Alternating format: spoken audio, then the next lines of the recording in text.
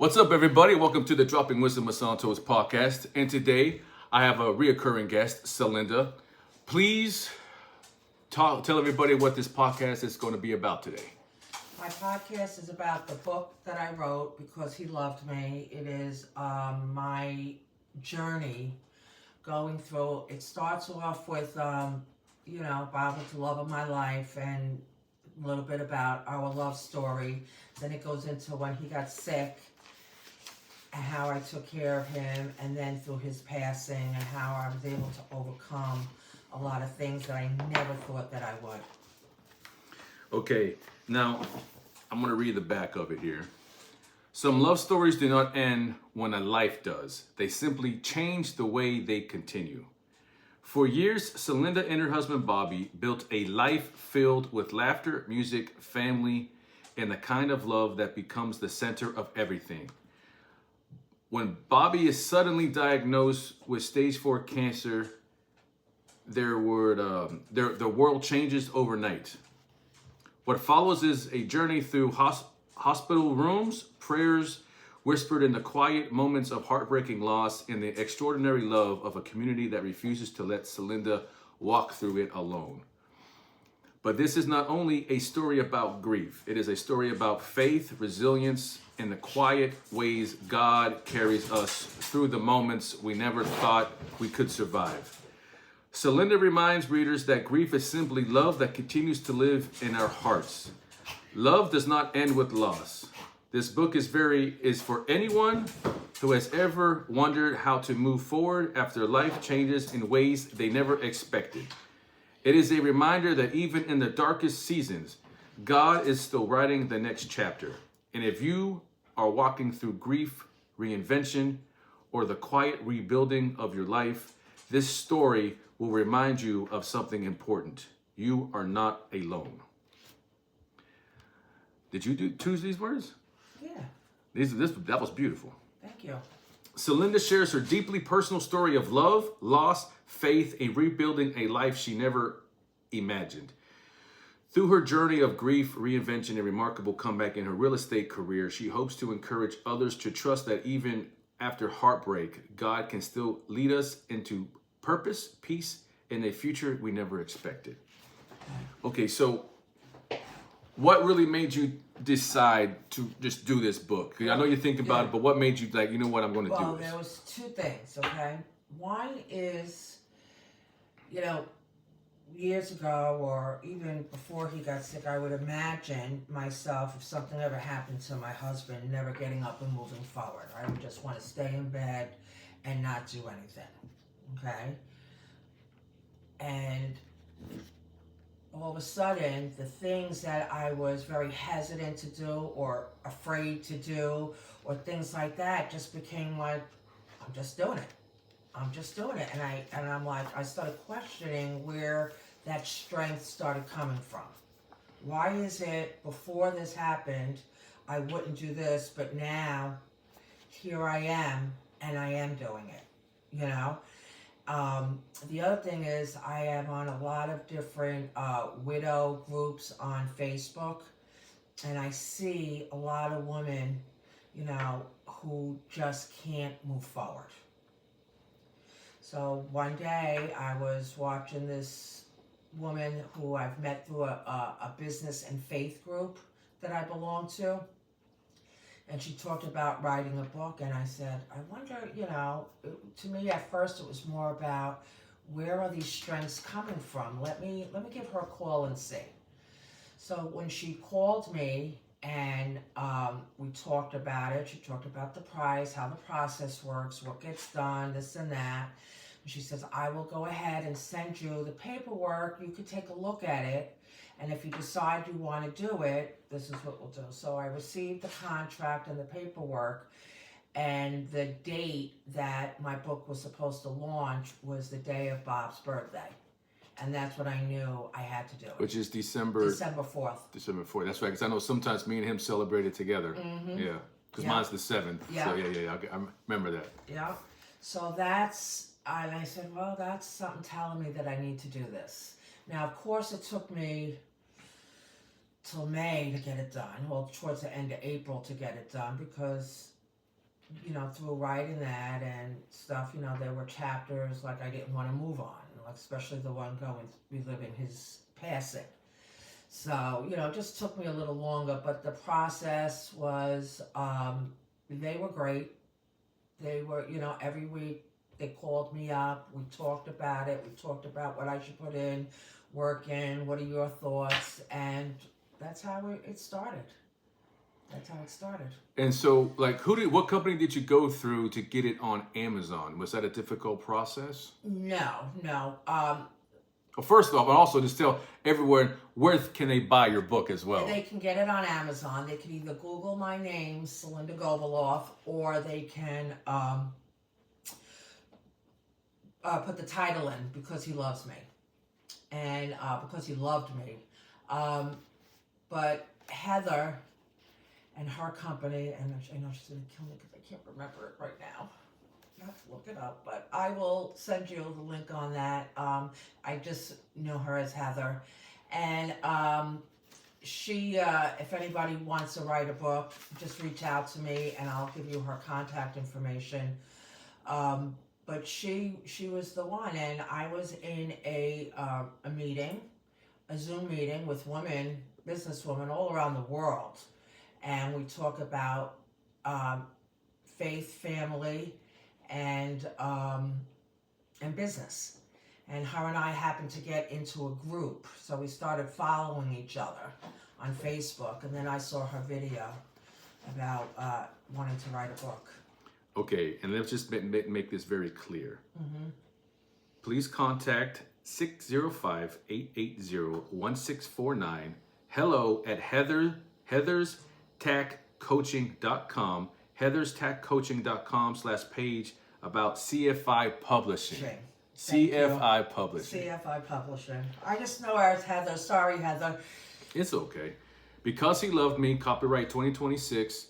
Paperback ISBN is 9798234008725. Okay, I bought it on Amazon. It's only $10. I liked it as well because there's 8 chapters and about 130 pages. Mm-hmm. Perfect. Yeah. You didn't go like 200, 350 pages. No, People would have been like, that's just, Yeah. But that's a perfect amount, perfect length for you to get your point across on how you felt. 8 chapters. When Love Found Me. You want to talk about any chapters that really touched you? I mean, I could go through like each little thing. It goes on to, sometimes a lot of it for me is a faith and spiritual journey. And, you just never knew when I had met Bob. I was about 20 years old. Like who knew that my parents witnessed an accident, stopped to get help, that it was Bob in the car, okay, that would bring me to just start talking to him, and that's how we started moving forward. Bob was, and you know how Bob was. So he was a victim of your family's hit and run or something? No, they didn't. A woman was driving. A woman was driving. He was in a band back then, and I guess he must have been leaving the place. My parents just happened to slow down because a cop was nearby. They were coming home from being out at night, and he was in front of them, and they stopped at the light. He was able to make the light, and the car coming from the other direction swerved into his lane. Okay? My parents were like, did you see that? And they went up there, and my father put his hand on Bob's neck, and he was moaning, and the woman died instantly. Oh my God. Yes. It was a tragic thing. And so it was a head-on collision, basically? It was a head-on collision, you guys were in the accident, you witnessed the accident? My parents witnessed it, I did not. Okay. And, and I remember them coming home saying, no, and then it was months later, who knows, maybe even a year later, that I was out, and we just, and he was saying, I was in an accident, and we put 2 and 2 together. So, that, we went through that, and we had a beautiful life. We moved to Virginia. We started from nothing and built a beautiful life. We had our daughter. that kind of is the first part of the book. Then it gets into when he gets, he started losing weight, and he was having getting up every night. He couldn't sleep, going to the bathroom, peeing constantly. They'll give you this medication, and then he said to his doctor, "Well, I'm losing weight," and the doctor said, "Oh, Bob, I looked at all your blood work. If it wasn't for, you got some COPD. If it wasn't for that, you're like a teenager." They always say that. Yeah. Yeah. So, okay, that's good. Maybe he is just getting old. That's why he's losing weight, But then his back started bothering him. And then they did some x-rays. You have degenerate disc disease. And his x-rays, and, then he got pneumonia and he couldn't breathe. I had to take him to the hospital one day. He was having a breathing attack.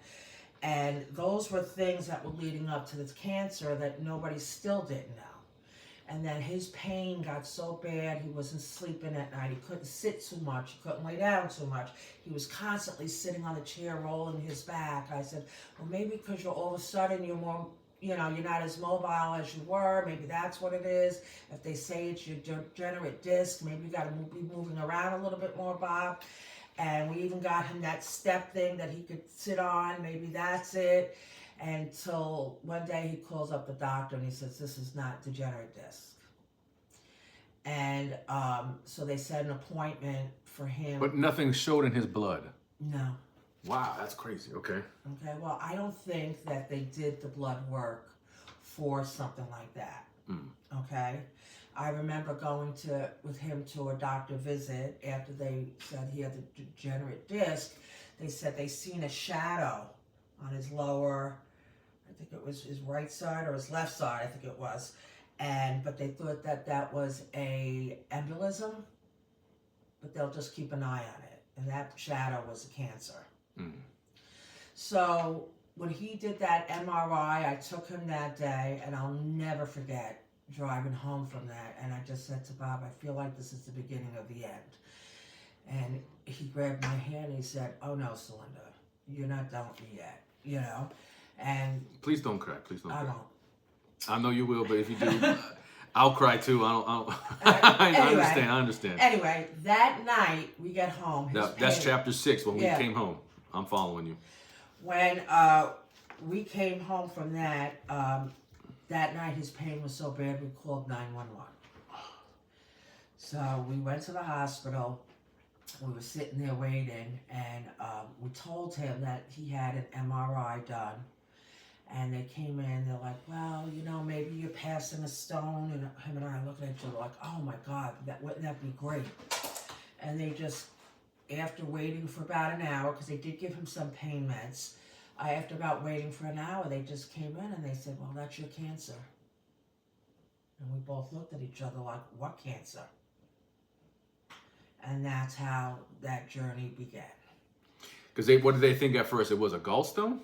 They thought maybe, I got a gallstone, but maybe he was passing stones. They thought his back was just degenerate disc. They thought him peeing all the time was just his prostate. They give him every medication. It's not working. I would tell anybody and everybody this.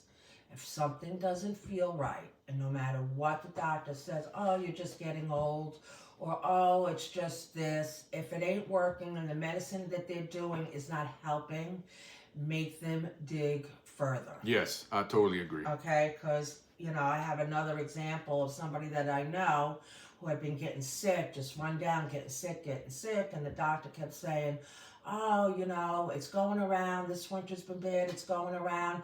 She forced the doctor to give her a certain blood test. And next thing you know, the doctor calls her up and says, oh my goodness, I never expected this. It looks like you have blood cancer. So it may not be that after going to other doctors, so we keep praying for her. But you have to insist. Yeah. If I could help anybody out with that, you must insist and make them dig deeper. I agree, because when my father, when he was having issues, they thought it was his gallbladder. So they took his gallbladder out. Wow. And Yeah. it wasn't. And then months later, oh, you have colon cancer. And so my dad's like, why did you take out my fucking my gallbladder? You know, like, it was just like, I don't really, so I'm a big believer, like, if something ain't right, still keep going back, because, like, I don't have a lot of confidence because of that, of what happened with him. I was like, where were you, what kind of test were you doing, thinking it was like, maybe I'm wrong, there could be certain symptoms that are similar, but I'm like, so you're willing to take someone's organ out of their body, but like you were totally wrong and thought it was, and then find out it was colon cancer. You know what I'm saying? Well, look at our friend Lori, who I've mentioned in the book. You need a hip replacement. You know, and then when it started hurting really bad, no, don't go to the emergency room, because then we'll have to cancel your appointment. They do the hip replacement. Meanwhile, he said, oh, your bone was like mush. They did the hip replacement, and she thought for a little bit, she thought she was getting better. And then the pain got so bad, they went back. She had cancer through her bones. Oh my God. You know, so it really, really, really, you have to, you know. Yeah, if something ain't right, keep going back. Keep going back. Don't think everything's going to get better. I would keep going back. Yeah. And go to the ER. I don't give a shit about this appointment. Go to the ER if you're in pain. You know, because I agree with you. Yeah. I agree with you a lot. Yeah, that's crazy. Because I know I wasn't informed, or I did not know what was going on with Bobby till later on.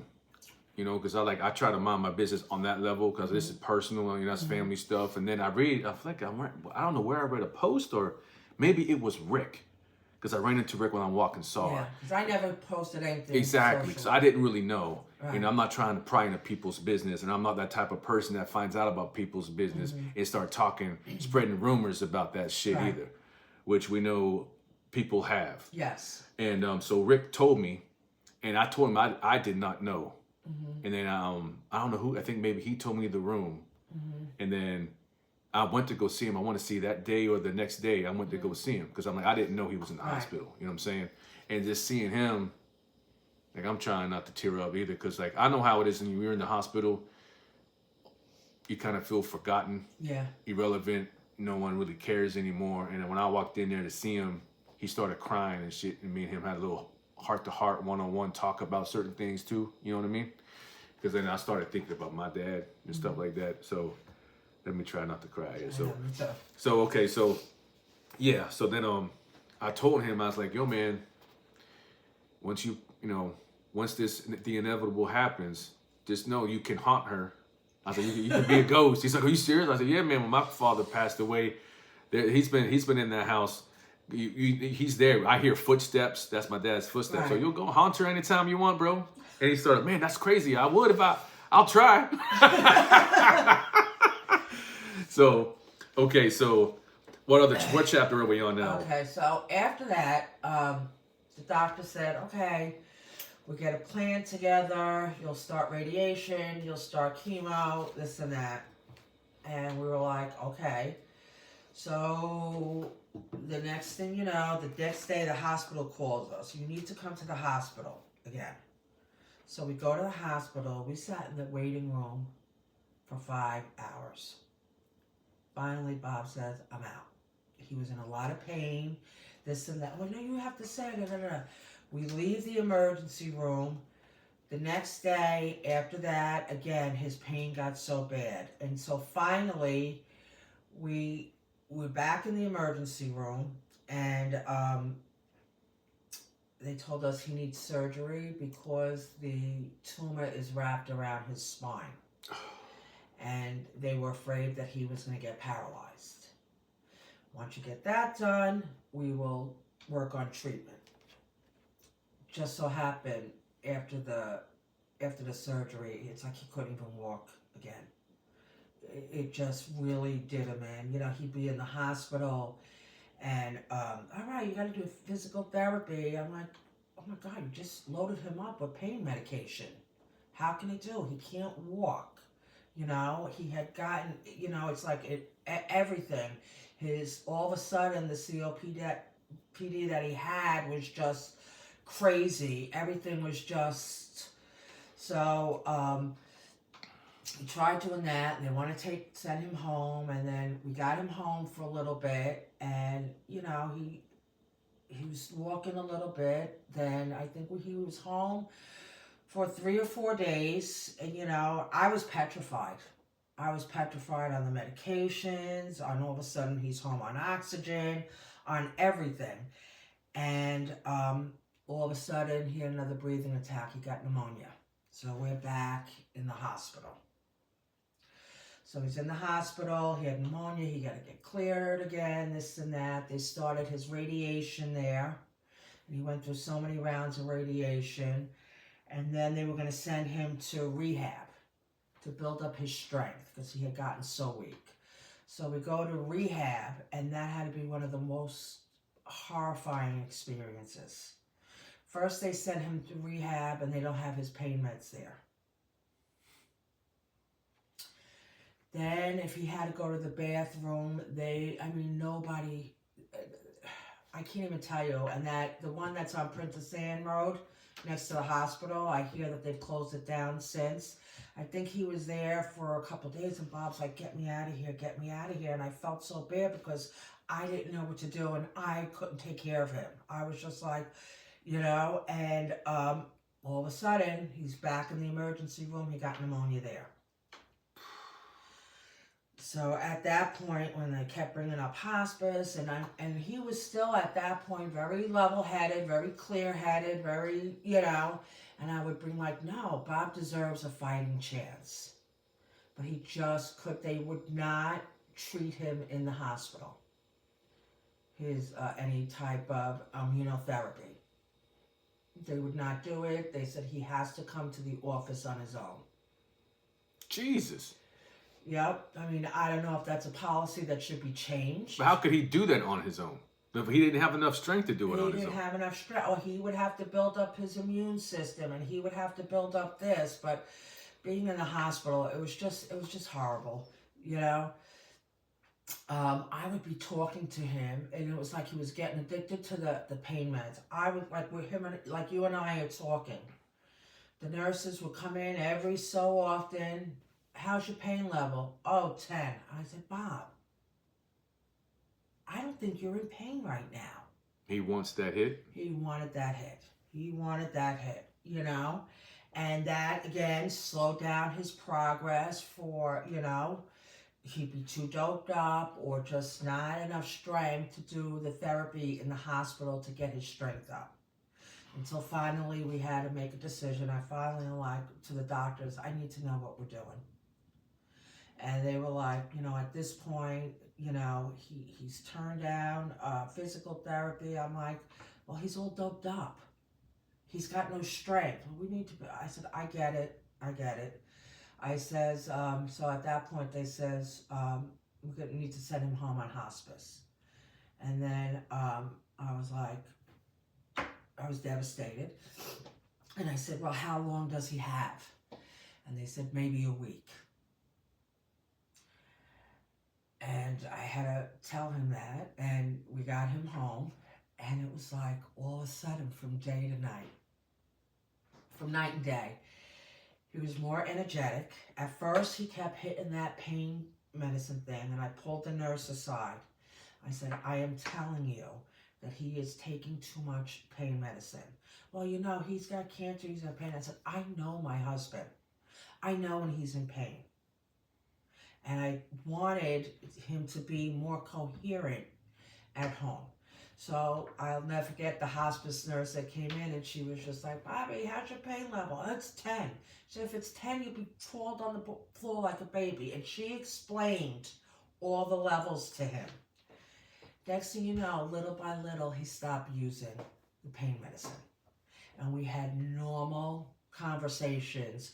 I made him, he ate normal, he was eating, I was able to sit him outside, and it was like having my husband back, you know? And when they sent me home with him, all of a sudden, I wasn't afraid to take care of him. I got this. Hospice came in every couple of days. I knew how to take care of him better than they did. In the hospital, I was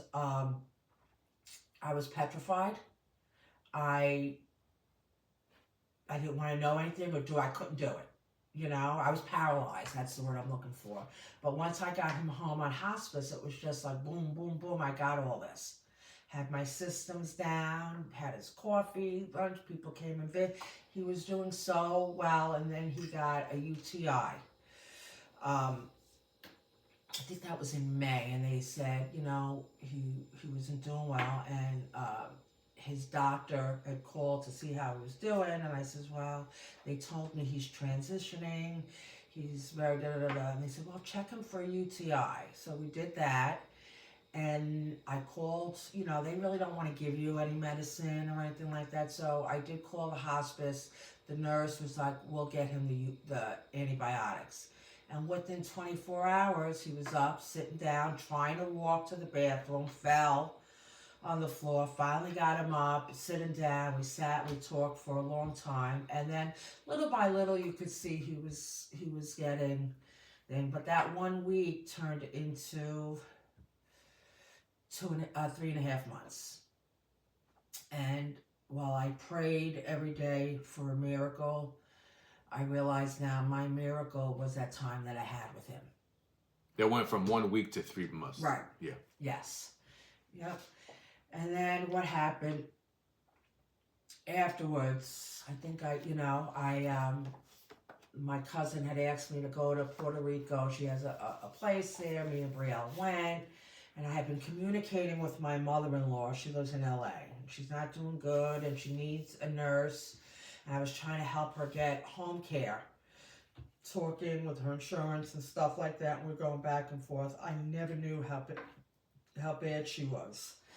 And I told her I was going to Puerto Rico. She said, oh, great, this and that. I get back from Puerto Rico. I'm talking to her. And she's like, Celinda, do you remember what I talked to you and Bobby about years ago? And it took me a minute. I'm like, what are you talking about?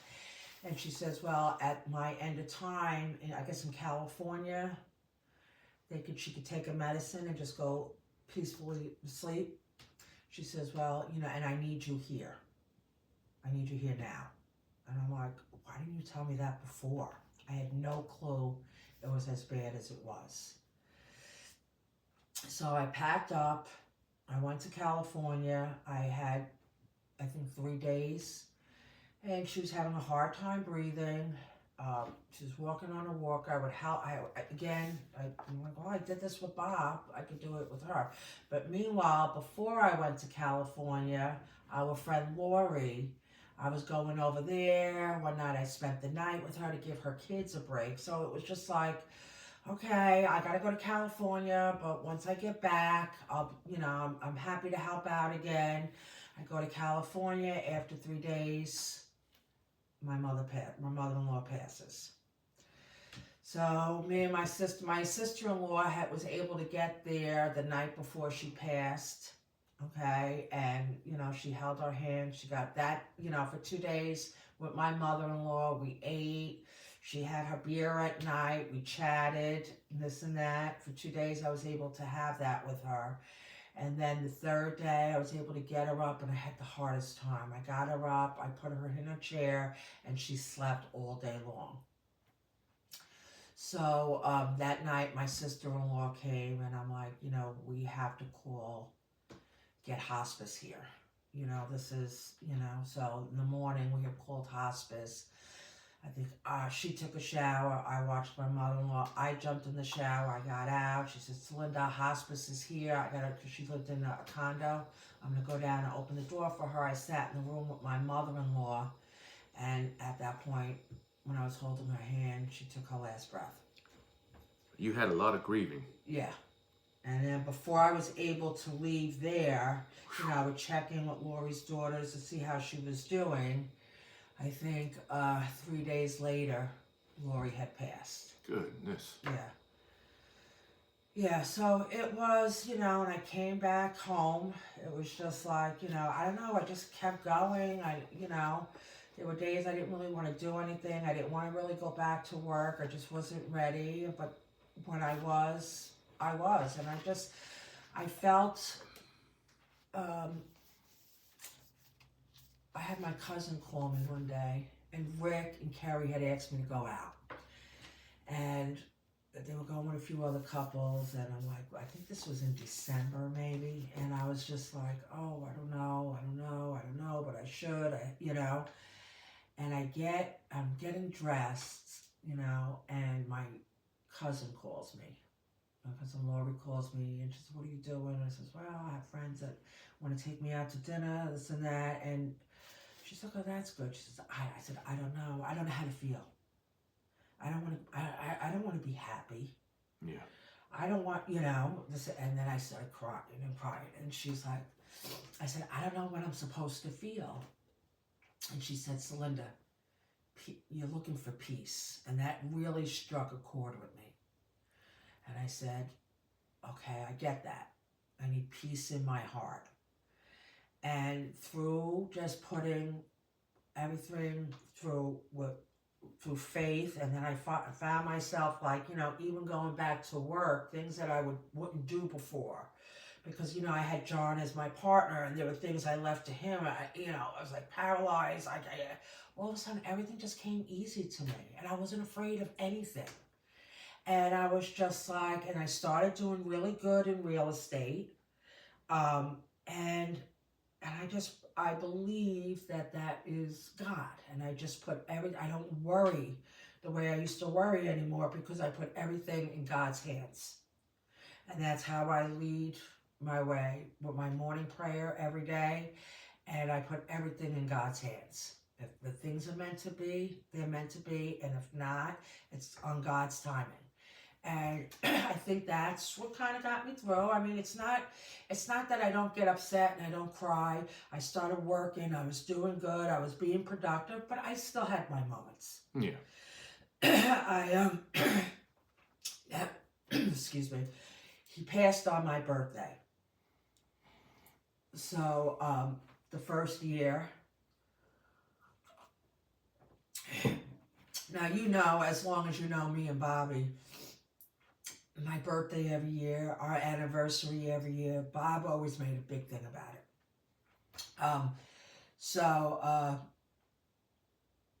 I celebrated my birthday. I had two close friends come by, and, at the timing of his passing, we did a nice toast to him. And I kind of went through that year, and I was doing really well. And then it's like the holidays came around the second time. You see people kind of fall off. And it's not that they don't. I do have a tremendous village, but people have lives they have to live also, There were times I felt, you have this village of people all around you, but it's also a very isolated feeling. So it's just like, I had my ups and downs. And then the holidays came around. Now, this is the second holiday.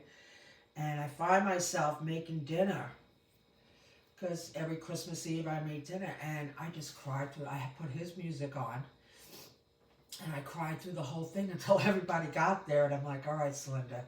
And I was all right, and I just said, the first year you go through, you're numb, and the second year, it's all those seconds that really kind of just hit me going through this year. But I just want to say, for people who just can't or won't, and I get it, the love of their lives, I just celebrated my 35th wedding anniversary. You have to choose to move on, because it's easy for me to say, you know what, nope, I don't want to. And I do have days like that, but I choose to get up and move forward. And that was a lot of the reason. Here I am, reading, and I'm reading so many people who just don't want to. And they can't, they're stuck, they're hurt. Yes, it is, but I put my faith in God's hands, I put everything in God's hands, and I move forward, Okay. All right, anything else you want to add before we end up this episode? No, you can buy my book. It's on Amazon. Okay, here we go. Let's do this. Let's do this for the 1 minute reel. Because he loved me, from heartache to healing through God's grace. Celinda, please tell everyone where to buy it and all the websites and all the places that they could buy this book? I have it on Amazon. If you look up Celinda Gobeloff or Because He Loved Me, you can go on Amazon. You can get the digital copy for 99 cents or the paperback copy for $10. Will there be an audio one? I'm looking into that. Okay, I'll do it. Yeah? Yeah, I'll do it. I don't know, But yeah, because I know already people if they haven't left reviews, I know they plan to. I haven't read it yet because I just got back into town. Review. I mean, I'm going to tell you on another note, I am so in awe, and the response, the reviews that I've been getting, the texts that I've been getting. You know, if I could help one person with this book, it just would do it all. But the people that have been reaching out, who have read the book, the people that have been leaving me reviews, it's so beautiful. I'm so overwhelmed with all of that. I know for a fact my mom loves it, and so does Meg. Yeah. So I know they're going to leave reviews for you, and I haven't read it yet because I just got back into town and Mother's Day and everything. So I'm gonna start reading it this week. But I heard it was great. Everyone that I know that read it says they really liked the book. Yes. It was really good. They do, and they like, Celinda, this would help other people. Celinda, this is, it's not all teary-eyed, even though this interview got me teary-eyed, but it's not all that. There's a highs and lows, but it's just, you can get through. Yeah. It hurts, it still does, but you can get through. Yep. All right, guys. Well, all right, Celinda, thank you for being on the podcast. The whole video is going to be on YouTube, and then I'm going to do some short reels on Instagram for you, and the podcast is going to be out on all the main ones: Spotify, Amazon Music, Apple Podcasts, all those as well. I appreciate it. Thank you. All right, guys. Thank you for listening, and I'll talk to you next time.